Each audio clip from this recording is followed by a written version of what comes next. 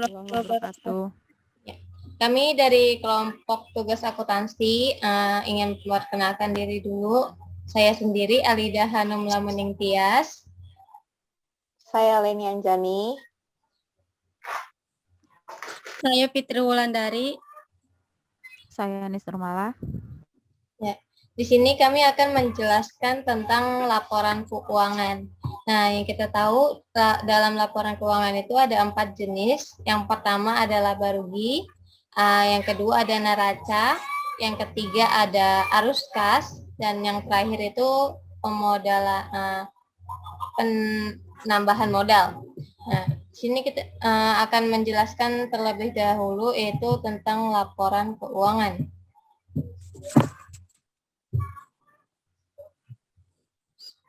Uang yang adalah laporan yang berisi segala macam transaksi yang melibatkan uang, baik itu transaksi pembelian maupun penjualan dan kredit. Biasanya laporan ini dibuat dalam periode tertentu. Penentuannya ditentukan oleh kebijakan perusahaan. Ada yang dibuat secara setiap bulan atau setiap tahun sekali. Terkadang perusahaan juga menggunakan keduanya. Yang di sini akan menjelaskan jenis laporan keuangan yang pertama, yaitu laba rugi. Jenis laporan laba rugi adalah yang di dalamnya berisi data-data pemasukan dan pengeluaran perusahaan. Bisa dipastikan jika banyaknya pemasukan dibandingkan pengeluaran, maka disebut laba perusahaan. Sebaliknya, jika yang lebih besar adalah pengeluaran, tentu perusahaan merugi.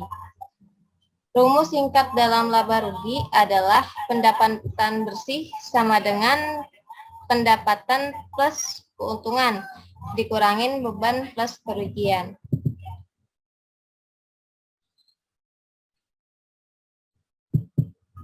Di sini akan dikasih contoh, seandainya kita membuka sebuah kedai kopi. Pastinya ada pemasukan dan pengeluaran. Di sini kita akan jelaskan pemasukan dulu. Pemasukan yang didapat dalam kedai kopi adalah berasal dari penjualan kopi. Nah, penjualan kopi ini kita sebutkan misalnya A. Nah, dalam sebuah menyajikan secangkir kopi, pasti itu dibutuhkan adanya biji kopi, air, susu, barista, tempat, dan lain sebagainya. Dan semua biaya-biaya semua itu disebut modal. Nah, untuk mendapatkan keuntungan, maka penjualan dikurangin modal itu sama dengan keuntungan kotor. Adapun biaya-biaya lainnya seperti promo marketing yang dipromo lewat Instagram atau GoFood, GrabFood, adapun karyawan, listrik, internet, dan termasuk penyusutan. Nah, biaya-biaya tersebut itu dijumlahkan yang dinamakan pengeluaran operasional. Nah, kemudian keuntungan kotor dikurangin pengeluaran operasional, maka menghasilkan penghasilan sebelum pajak. Nah, setelah kita ketahui penghasilan sebelum pajak, jangan lupa kita membayar pajak kepada pemerintah. Maka dihasilkan adalah sebuah keuntungan bersih dari laba rugi tersebut atau income statement. Lanjut akan dijelaskan yang laporan neraca.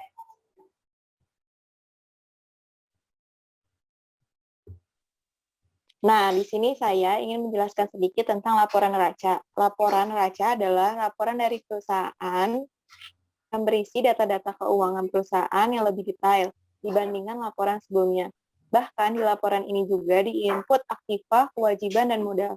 Intinya, laporan neraca adalah gabungan dari segala laporan keuangan.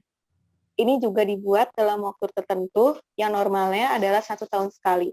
Tujuannya adalah untuk menentukan langkah terkait finansial di tahun selanjutnya.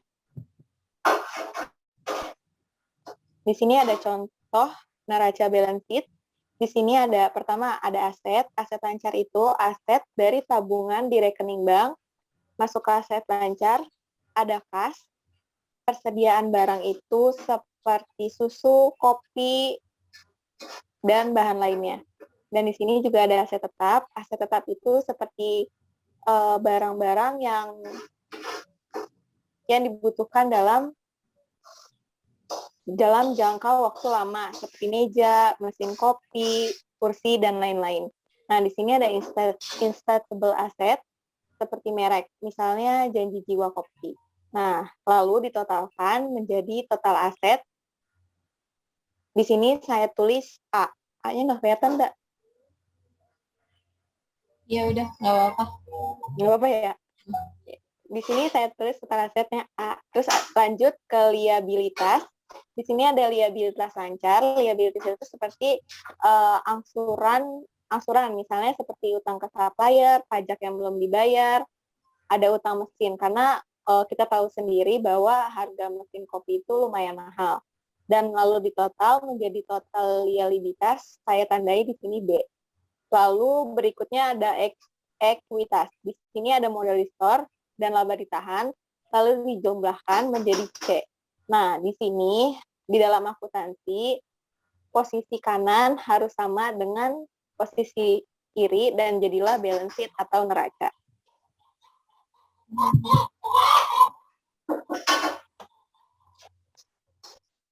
Ketiga, laporan arus kas. Jenis laporan ini biasanya berisi data terkait arus keluar masuknya uang perusahaan dalam periode tertentu. Sedangkan tujuan laporan ini untuk mengetahui perputaran keuangan sebelumnya. Laporan arus kas digunakan sebagai bahan evaluasi yang penting karena ini menjadi penentu sistem perputaran uang di periode selanjutnya yang akan dilakukan. Bisa jadi jika di periode pertama banyak kerugian, akan terjadi perubahan sistem arus kas periode terbaru. Lanjut, Al. Dan ini contoh dari laporan arus kas atau cash flow statement. Laporan arus kas ini dibagi menjadi 3, yaitu yang pertama kegiatan operasional, investasi, dan kegiatan pendanaan. Jadi kegiatan operasional ini berkaitan dengan kegiatan bisnis warung kopi. Dan dari kegiatan bisnis warung kopi ini, hal-hal yang harus dibayar itu seperti supplier biji, bayar air, bayar listrik, file internet, dan lainnya. Dan ini dikategorikan sebagai kegiatan operasional. Dan yang kedua itu kegiatan investasi. Jadi kegiatan investasi ini berkaitan dengan beli aset atau jual aset.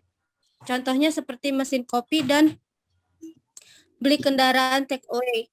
Dan ini kita kategorikan sebagai kegiatan investasi. Dan yang ketiga kegiatan pendanaan.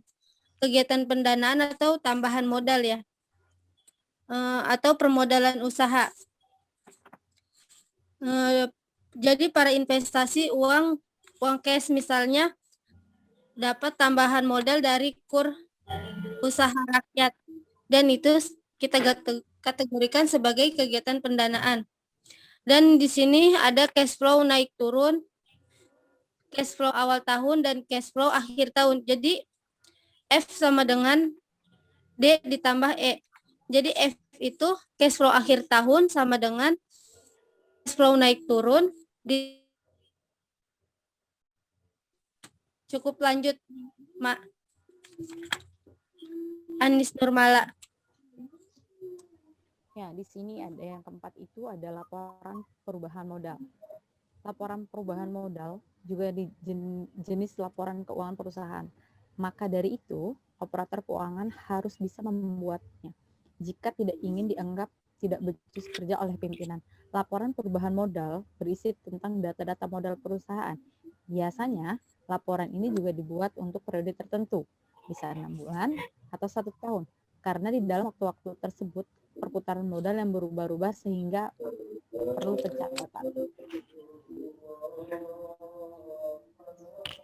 Lanjut.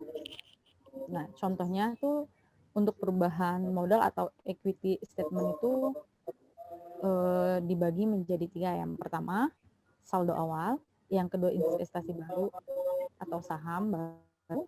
Yang ketiga itu income.